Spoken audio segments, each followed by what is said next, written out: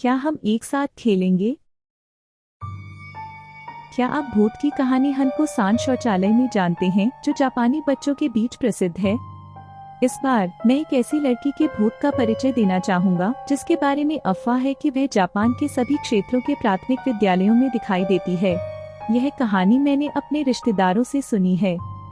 1980 के दशक में एक ग्रामीण कस्बे में एक प्राथमिक विद्यालय। बताया जाता है कि समय शाम के 5 बजे बज रहे थे और डूबता सूरज स्कूल की इमारत को लाल रंग में रंग रहा था। स्कूल के बंद गेट के बाहर 4 बच्चे सूखे पत्तों की आवाज के साथ खड़े हो गए। शरारती लड़का ताकेशी था, हमेशा शांत और शांत केंटा, आसानी से चलने वाला अकीको और डरपोक यूरी। सभी बच्चे 10 साल के प्राथमिक विद्यालय के छात्र थे। बच्चों के घर जाने का समय हो गया था, लेकिन वे इकट्ठे हो गए, अपने परिवारों से झूठ बोला कि वे पढ़ रहे थे। वे क्यों जमा हो रहे हैं?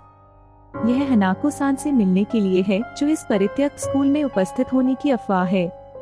बच्चों की निगाहें एक पुराने स्कूल पर टिकी थी, जो अब इस्तेमाल में नहीं आ रहा था। हालांकि यह अभी भी दिन का उजाला था, परित्यक्त स्कूल ने मुझे बहुत भयानक छाप दी। सामने का गेट पुराने लोहे से बना था और इसके विकृत आकार से एक अवर्णनीय आतंक छलक रहा था। बच्चे अपनी सांस रोकते हैं, गेट से गुजरते हैं और स्कूल की इमारत का दरवाजा खोलते हैं। बच्चे स्कूल के माध्यम से चुपचाप चलते हैं। पुराने गलियारे लकड़ी के हैं, फर्श चरमराता है और उनका तनाव बढ़ता है। दालान में जगह जगह लकड़ी सड़ चुकी थी और बड़े बड़े छेद हो गए थे। परित्यक्त स्कूल के अंदर कदम रखते ही बच्चों में धूल का माहौल छा गया।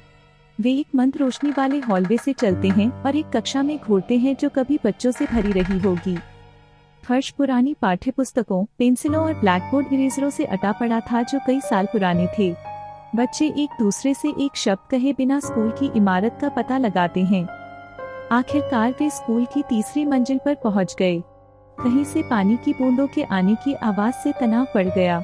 क्या इस स्कूल में हनाको-सान शौचालय में के बारे में अफवाह सच है? बात करते करते वे महिला शौचालय के दरवाजे के सामने रुक गए। उस समय ऐसा लगता है कि हवा अचानक शौचालय के पीछे से चली, जहां खिड़की बंद होनी चाहिए थी। दरवाजा धीरे से खुला और शौचालय के अंदर से ठंडी हवा बहने लगी। ऐसा लगता है जैसे कोई आपको बाथरूम में आने के लिए आमंत्रित कर रहा है। दृष्टि उनकी रीढ़ को ठंडक पहुंच जाती है।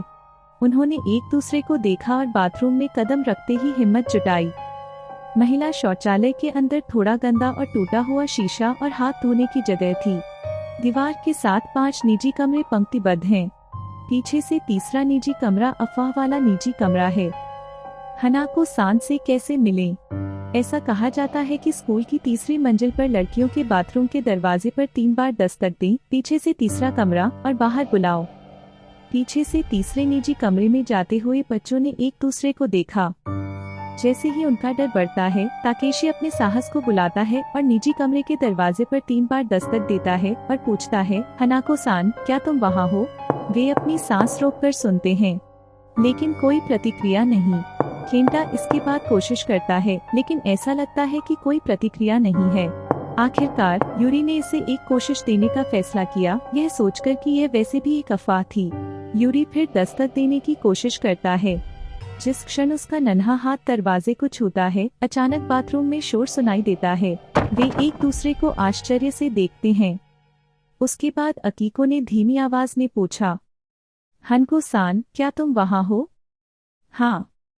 तभी एक धीमी आवाज वापस आई और उसी समय धीरे से दरवाजा खुल गया। अंदर से एक बॉब स्टाइल में काले बालों वाली एक लड़की दिख रही थी, जिसने सफेद ब्लाउज और लाल स्कर्ट पहन रखी थी।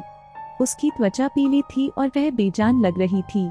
बच्चों के चेहरे अचानक मुरझा गए। वे भय से व्याकुल हो उठे।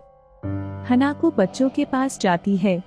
उसकी आंखें ठंडी और दूर थीं, मानो वह उनकी आत्माओं में देख सकती हों। बच्चे न तो भाग सकते हैं और न ही आवाज उठा सकते हैं। क्या हम एक साथ खेलेंगे? हनाको-सान बच्चों के सामने रुकता है और धीमी आवाज में फुसफुसाता है।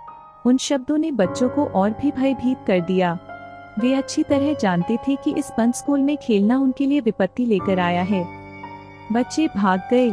वे एक परित्यक्त स्कूल के मंद रोशनी वाले गलियारों में पागलपन से दौड़ते हैं। हालांकि वे चाहे कहीं भी भागी, चाहे वे कहीं भी भागे, चाहे वे जहां भी छुपे, हनाको उनके सामने प्रकट होगा। ताकेशी स्कूल छोड़ने की कोशिश करता है, लेकिन किसी कारणवश गेट नहीं खुलता है। आखिरकार ताकेशी को अपनी ताकत की सीमा महसूस होती है और वह सांस से बाहर हो जाता है। वह रुक गया। क्या हम एक साथ खेलेंगे? उस समय हनाको सान उसके सामने प्रकट होता है और ताकेशी को पकड़ लेता है। अकीको ताकेशी को चिल्लाते हुए सुनता है और स्कूल की इमारत की खिड़की से बाहर देखता है। हनाको द्वारा ताकेशी को घसीटा जा रहा था। क्या हम एक साथ खेलेंगे? जब मैंने अपने कान में एक आवाज सुनी और पीछे मुड़ा तो हनाको वहाँ थी। अकीको की चीख स्कूल की इमारत से गूंजती है। बच्चे रोते और भागते रहते हैं। तभी यूरी फिसलकर गिर जाता है। वह सख्त होकर खड़े होने की कोशिश करती है, लेकिन हनाको प्रकट हो जाती है। क्या हम एक साथ खेलेंगे? यूरी को भी दूसरी दुनिया में घसीटा जाता है। केंटा आंसुओं में बहता रहता है। हालांकि मैं कितना भी दौड़ूं, हनाको बिना दया के मेरा पीछा करेगा। केंटा अपनी आखिरी ताकत को बुलाता है और गोदाम से एक धातु का बल्ला निकालता है। क्या हम एक साथ खेलेंगे? केंटा के कान में एक आवाज सुनाई दी और जैसे ही वह मुड़ा, उसने अपनी पूरी ताकत से बल्ला घुमा दिया। बल्ला हनाको के सिर पर लगा और वह खून से लथपथ पड़ी रही। क्या हम एक साथ खेलेंगे? मुझे उसे बल्ले से मारना चाहिए था, लेकिन किसी कारण से मैं अभी भी इसे अपने कान में सुन सकता हूँ। उसने जमकर बल्ला घुमाया और उसके पीछे वाली लड़की लहूलुहान होकर गिर पड़ी। क्या हम एक साथ खेलेंगे? इसे रोको, ताकेशी चिल्लाता है क्योंकि वह अपना बल्ला घुमाता है। केंटा ने हनाको को बल्ले से मारना जारी रखा, जो पहले से ही लेटा हुआ था। केंटा को अचानक होश आया। ताकेशी, अकीको और यूरी मेरे पैरों के पास सो रहे थे। क्या हम एक साथ खेलेंगे?